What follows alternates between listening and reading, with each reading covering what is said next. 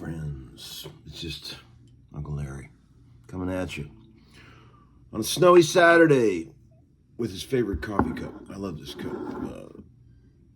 The fellows from LM Cases sent me this. And the matching hoodie that you commonly see me wear until I washed it and shrunk it too much. Anyway, I hope everybody's doing great. About to go out and start trying to dig out the car.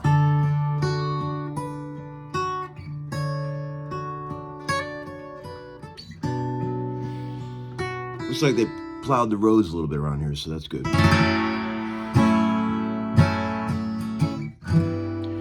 January 11th, 2025, the exact 3-year anniversary of my best pal, Rick Reith. Moving on. You guys remember it probably. It was part of the great trilogy of pain that I went through around that time. Divorce, flood, and your best friend dying.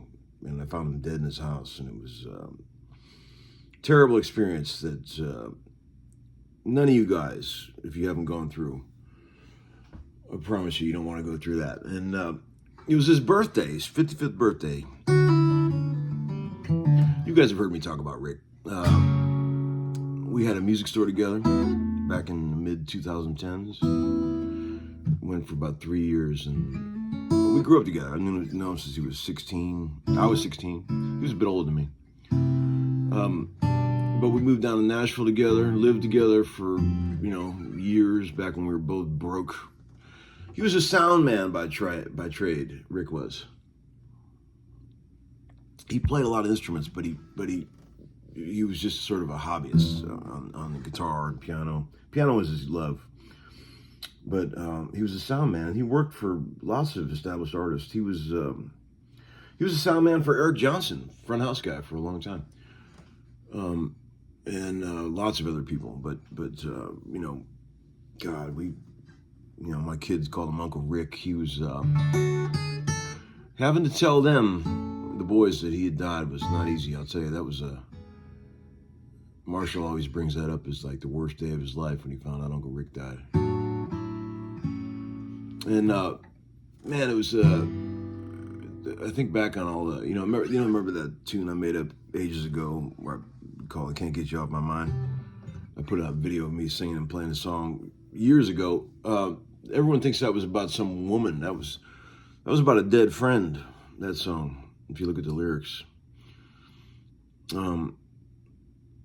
He was the second really close friend that I've known that actually moved on, and it's just a terrible feeling when all those memories you have with that person also travel on, But such is life. I remember, Rick, like key moments in life. I remember the first time I ever saw a computer. He got a computer, brought it home. I was like, "What is that thing?" He's like, it's a computer. You can look up anything you want on this thing called the internet. And I was like, internet? What is that? And he's like, what do you want to know about? Type anything. Tell me anything, and I'll tell you all about it. I'll look it up on the website. I was like, website? And I said, I don't know. Whatever I was into at the time, I said, type in Liz Phair. That's because I was listening to a ton of Liz Phair at that time, I remember. And all of a sudden, this website shows up with all this stuff about Liz Phair. I was like, wow, that's cool. I mean, that's how far back we go. And I remember when I first started my YouTube channel back in 2020, he was like, Rick was one of my two friends that go back to childhood that definitely likes to keep you grounded. We all have those friends that we used to fight constantly, and we're like brothers, I remember when I first started doing the YouTube channel, he was like, dude, what the fuck are you doing? Giving away all your information that you worked all these years for free? You're showing your ass, man. I remember him saying that.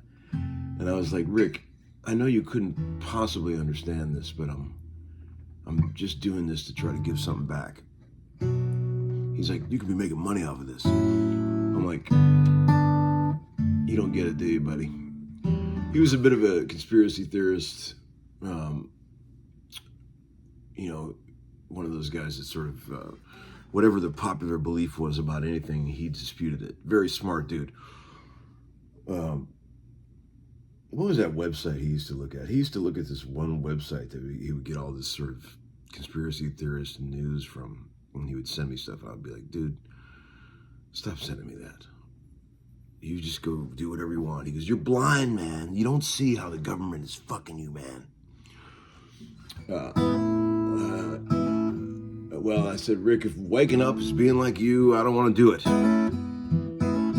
But anyway, we loved each other, and he was a good dude. Strong as an ox, that boy. I mean, I saw him when we had that shop together. He was one of those dudes that didn't look really strong, but he could take a piece of metal and just bend it with his bare hands. Strong dude. He was really good at the outdoorsy type, because he was like a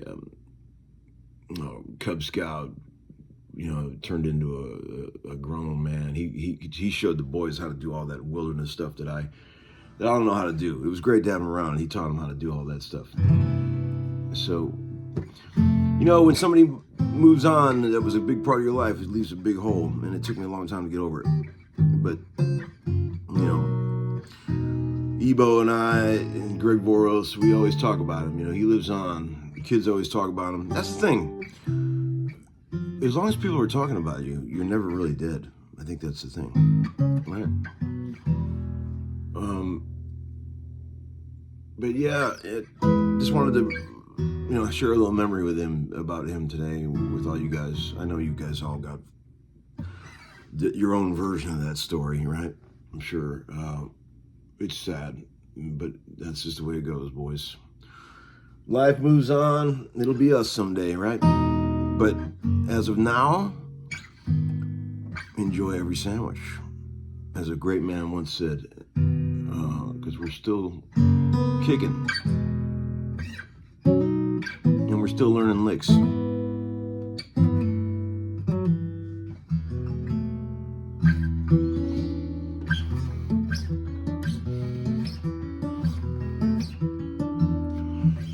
All right, friends, have a great day.